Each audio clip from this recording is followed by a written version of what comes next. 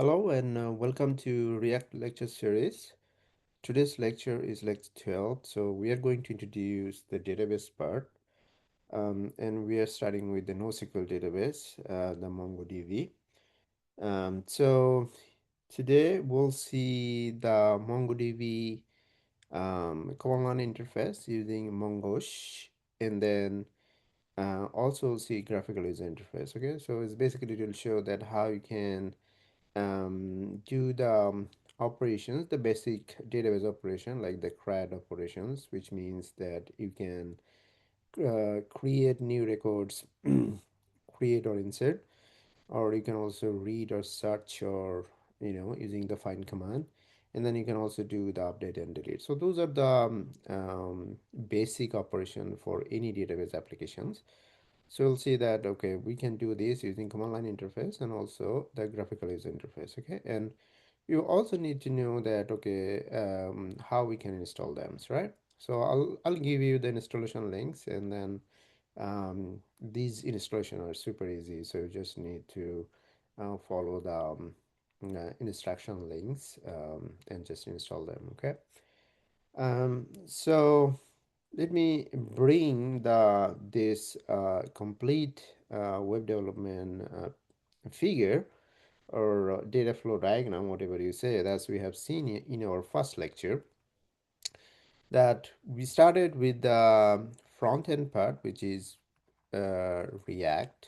Okay, so we have covered a lot of things in there, right? And now we'll focus on this one, the database part. Okay, so we'll start with the MongoDB. Okay, so I'm not going to express first because if I create the routes, if I create the servers and routes, and then if I don't have the database, then I cannot show the interaction with the database. So I'll start with this. So we will introduce with the database, okay, and then we'll see that, okay, how you can perform the database operations. And then we in next we will create some connections with the database, and then I'll call the database from the express, okay, and then we'll create the routes, okay, and eventually we'll connect with the React part that we have created. Okay, so eventually the user will send the request to the express server. Express will extract the request information, and then based on it, it will send the request to the database, and then get the database information, and then the server will then embed the database information and return back to the user. Okay, so that's basically the whole process. Okay, so we are done with this, and then we'll do this one today. Okay, so probably we need more lectures, so not just one lecture you can finish this, but this is the starting. Okay, and then we'll spend time in there. Okay, so let's get started with the MongoDB. Okay, so we need to install, right? So I will give you this link, okay, all this link for the installation. So this is for MongoDB. So you need to first install the MongoDB, okay? So we are going to use the community edition, which is the free one, for education purpose. That's good enough. And then this is the Mac installation link. And then we also need to install the mongosh to get familiar with the CRUD operations using the command line interface.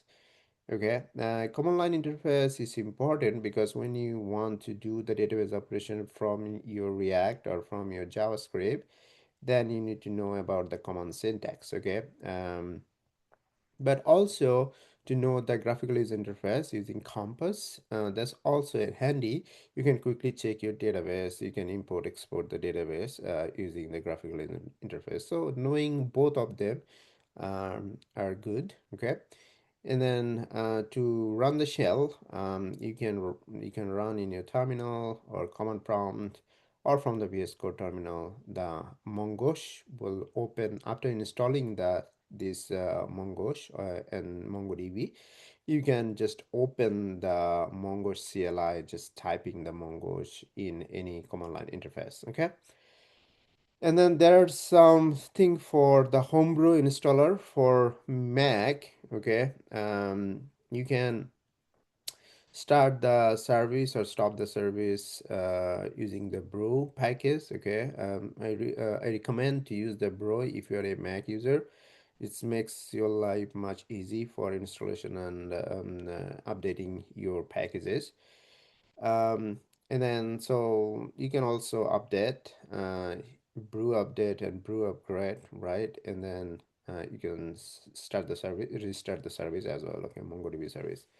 So these are some handy commands that I listed out, and then when I teach, I also needed those things, so I just listed them and then share with you, and probably I'll just put them in the video description or in a GitHub repository. Okay, so first the MongoDB. So MongoDB is a NoSQL database. It's a very popular one. Okay, it's not just about a React developer, any vanilla JavaScript developer, or any full stack web developer, they can use the MongoDB. Okay, so it's a NoSQL database. This means that you don't need to worry about creating the tables and then creating the normalization, going through all the normalization so that you can avoid the duplicacy, you can avoid the null, right? So those are the primary concern when you talk about the structured query language, SQL, where all the information needs to be put in a tabular format, and then each table will have the columns, right? So these are your so that's your columns. So it's attributes name, the column name, whatever you say, right? And then this is your row or instances where you put your values are there, right? And then, in the database design, you need to make sure that, there is no null in there, because null always creates the problem, right? So you need to aware of that. So your data need to be structured, okay?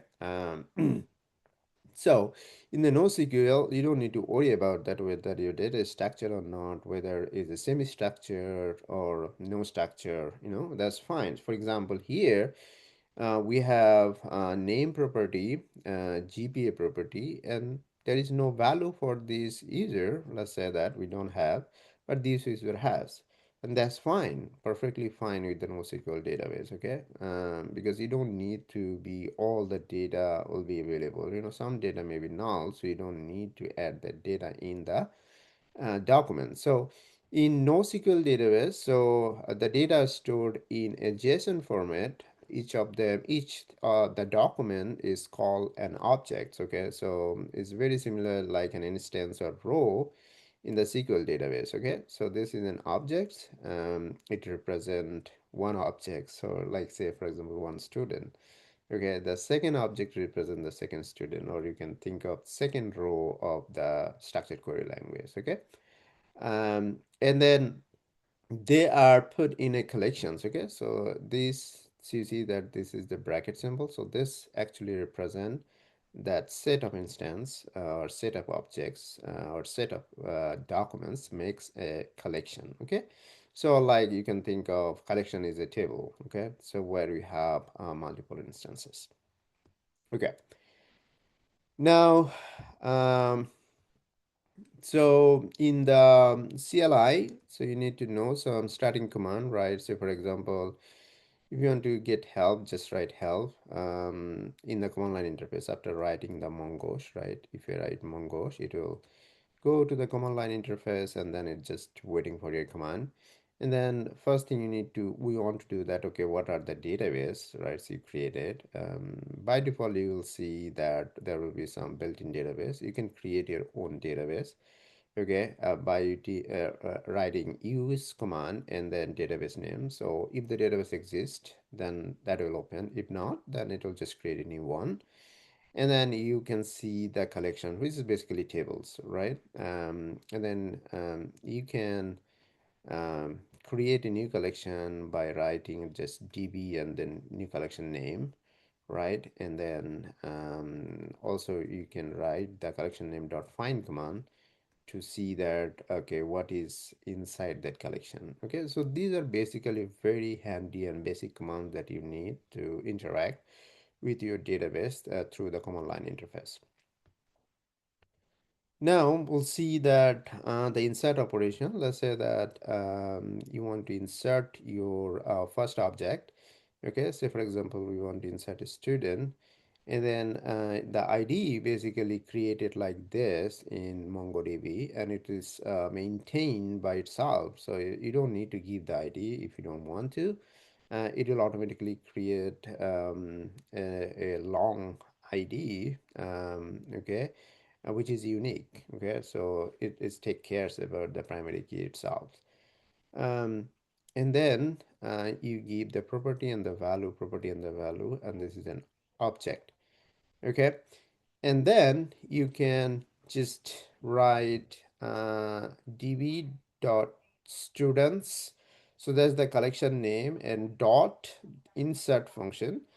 So we are writing insert one, so it's basically will insert the just one object. Okay, and so the find command will show that okay, this is inserted. Okay, so you can write the condition here. If you don't write any condition, you just write the curly braces. I mean, this is optional. If you don't have any condition, you can just write find and then like this. Okay. Um, so the common find command is basically property and the value. Okay, the property is this and then value is this. Okay, so it will look for the student with this ID. Okay, so it will find and display it. Now, if you want to insert multiple objects, so you can write, you can create a collection of objects, okay, or array of objects like this. So you have one object, comma, the second objects, and then you can just write insert many functions. That's and then pass this object, okay, the list of objects, or you can say this is an array, right? Array of objects. So you can just just put this one, and it will insert many. Okay, this is the find command, right? If you want to find based on the GPA, so you said okay, this is my condition, the GPA is, so this is the operator, the find command operator is GTE, means greater than equal to. So this symbol will say that okay, this is an operator. So and then it said okay, the GPA should be greater than 3.5, and those are the students you want to find. Okay, you can also pass the AND operation where you have multiple conditions. So for example, you have a name should be this and GPA is this, and then you pass this in a list. All the conditions pass in a list, and then the comma separated values are there. So then it's basically find all the students where it match both the conditions. Okay. Uh, Now, common find commands are like this is the one field and value, right? So for example, name, and then you keep the value of the name, right? This is the greater than, or if you write greater than or equal to, less than or less than equal to, right? And then not equal is NE. In sometimes, you want to find, let's say that here, we want to find the students based on the name, and we say that okay, where the name matches either this one, this one, this one. Okay, so either of them can be matched. Okay, the or condition is same like and we saw previously. So either this condition is match or this condition is match, and then it will show you the result. Okay, that you can also chain with the sorting. Let's say that you want to see all the students based on their GPA. So you can write the find command without giving any condition, but then you write dot sort method, and then you said that GPA is the positive one. So it's basically give you the ascending order students sorted by GPA. Okay, this one if you want to do descending order, just write GPA equal to -1. Okay, so these are the common find commands operators. Now let's say that if you want to update an object, then for one object update, you write update one. Okay, and then so update or delete, first we need to search, right? Otherwise we cannot do update or delete.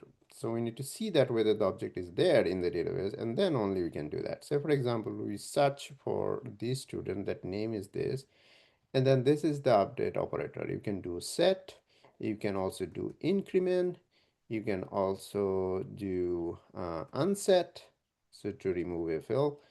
Okay, so these are, you can also see that you can do increment, you can do rename, you can do unset, and this is basically to get the current date.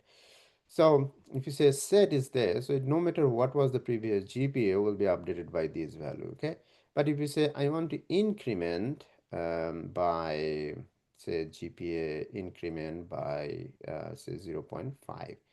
Okay, so increment inc, the dollar sign, and then this is an object. Okay, so if you want to do that, so what was the previous GPA for this student name?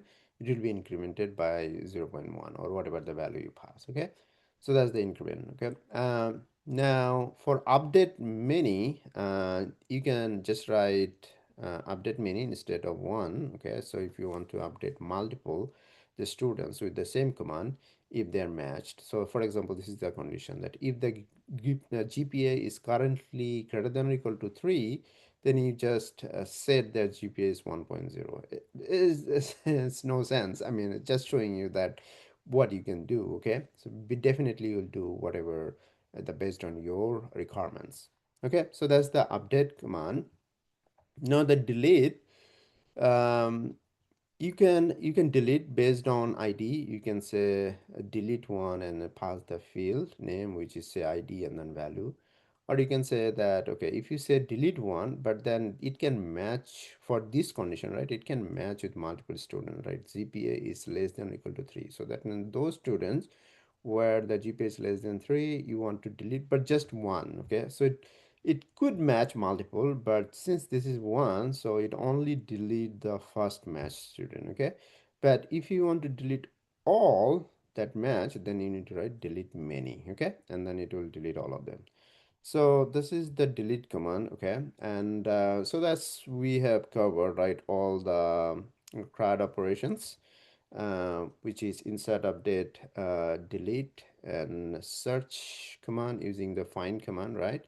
So in the next video, we'll see them in the command line interface and also in the graphical user interface using Compass tool. Okay, so I'll share with you all the links for the installation, and see you in the next lecture in the coding demo. Okay, thank you very much.